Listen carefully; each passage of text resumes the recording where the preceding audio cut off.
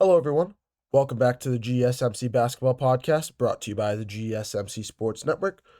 As always, I'm your host, Temi. We have a packed show lined up for you guys today. Obviously, the NBA play-in tournament begins tonight. The first round, the first instance of the NBA playoffs has begun. 7-8 seeds will match up on both the Eastern Conference and the Western Conference. So we're going to preview both of those games. Also, we saw Mike Budenholzer get fired last night as the head coach of the Phoenix Suns, the third straight head coach, back to back in 3 years that the Phoenix Suns have fired. We're gonna discuss them this year, how they've fallen off, what kind of happened between both these teams, and move on from there.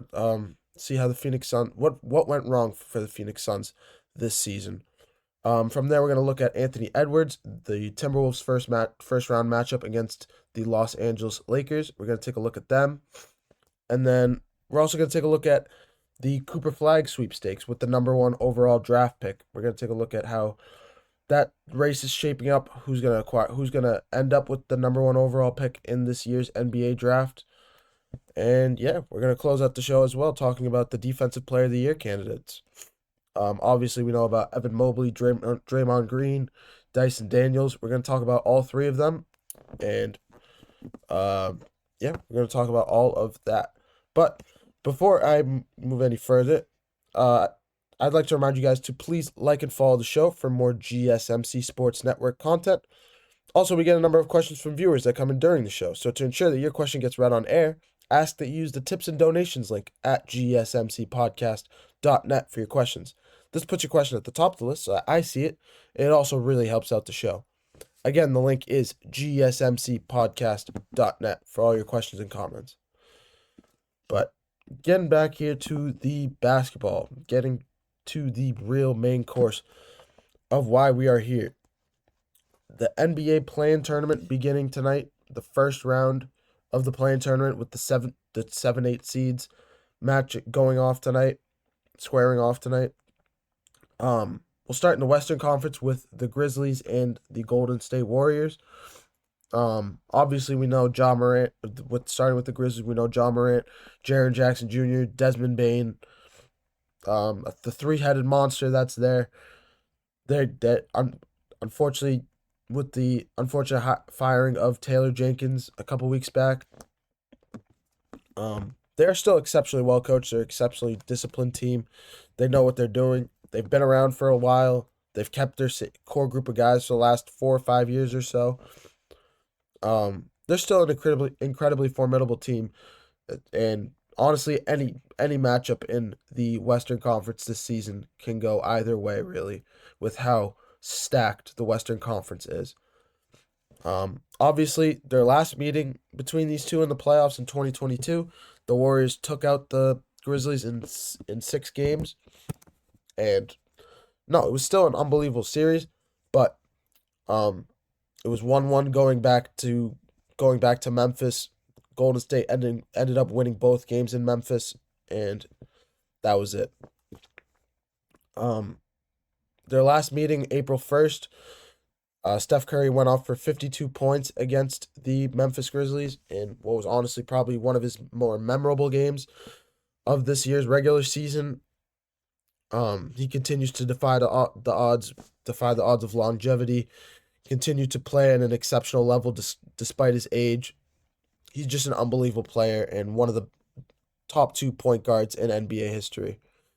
The winner of this 7-8 matchup will go up against the Houston Rockets in the first round. If it is Golden State, it would be a rematch of what happened during the 2015 to 2019 era with Steph Curry versus James Harden in almost every Western Conference final. But, of course, this is a completely different, revamped Houston Rockets team. Head coached by Ime Udoka, led by Jalen Green on the offensive end, a core group of guys that honestly play incredibly unselfish with one another. Just an unbelievable team in general, unbelievable defensive team in general. That's their biggest strength, with Amen Thompson, with Dylan Brooks, uh, led by Fred VanVleet as a floor general, the point guard of this team.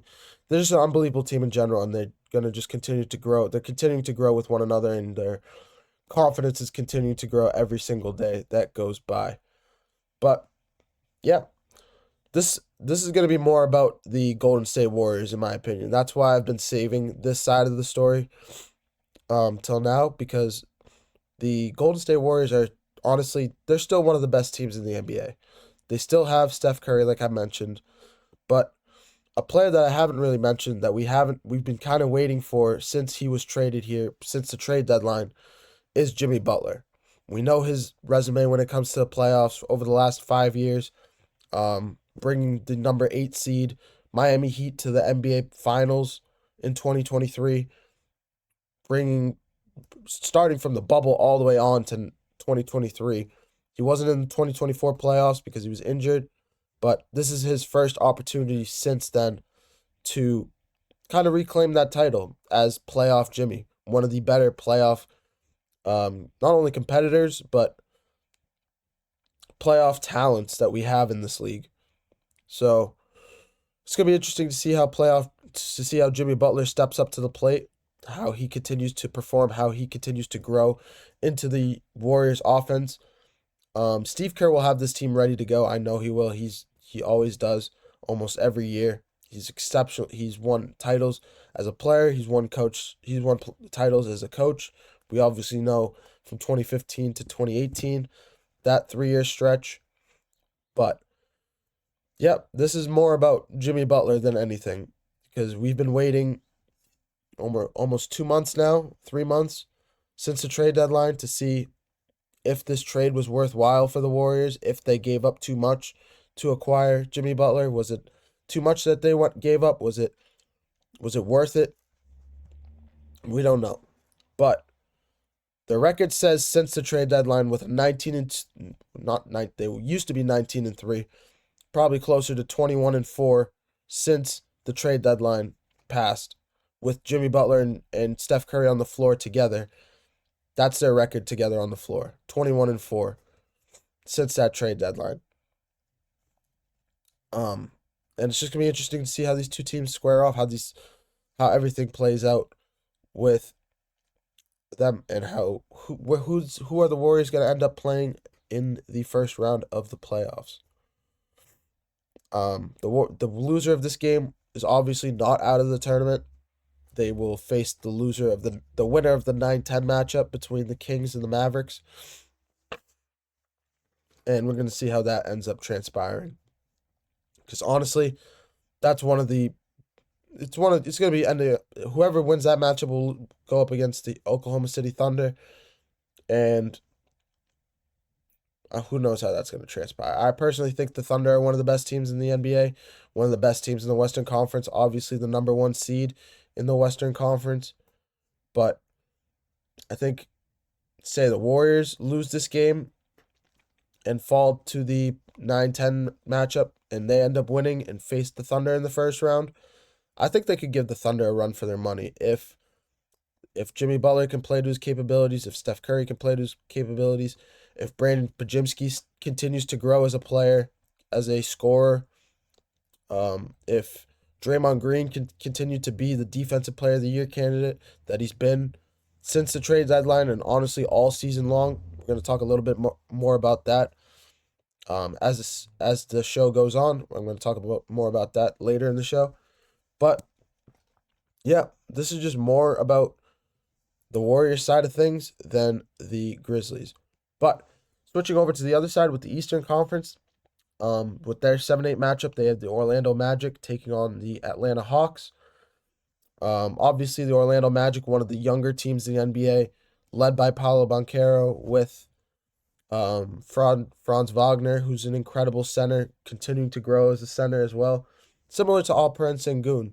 But I think Wagner is just more athletic than Sengun. Sengun is just bigger and uses his size and skill set, like footwork wise, to get to the rim or get rebounds, get to the rim in general. Defensively, in general, his skill set kind of revolves around his footwork mostly, more than his athleticism. On the other side with Wagner, it's more of his athleticism. He can shoot better, and he's overall a better scorer, better defender in general. So Franz Wagner, I think this Orlando Magic team is one of the better Orlando Magic teams that we've seen. One of the more underrated teams in the Eastern Conference. I know they're incredibly young. They haven't really done too much. But if they can win this game, whoever wins this game will go on to face the Boston Celtics in the first round. And I personally think the Orlando Magic can just give the Celtics more of a run for their money than the Hawks can. I know the Hawks have seen the Celtics over the last few years. I know Trae Young has seen them for the last few years. He obviously had that game winner a couple years ago. But obviously Boston is just a better team. We all know this. It's just who's going to be more competitive, who has more of an edge, who has an opportunity to take a game or two to make the series a little bit more interesting. And I think the defense that Orlando holds, coupled with Paulo Banchero's offensive ceiling, his offensive capabilities, it just gives the Orlando Magic a little bit more of an edge on the Hawks and in general on the Boston Celtics to make that series more interesting. But I'm going to take a short break. When we come back, we're going to take a look at the Phoenix Suns with how Mike Budenholzer obviously being fired yesterday. The third straight head coach being fired in Phoenix over the last 3 years. A lot going on with them. The big three, what's going to happen with Kevin Durant, Devin Booker, and Bradley Beal. How is everything going to shape up there this summer? We're going to take a look at all of that when I come back from a short break.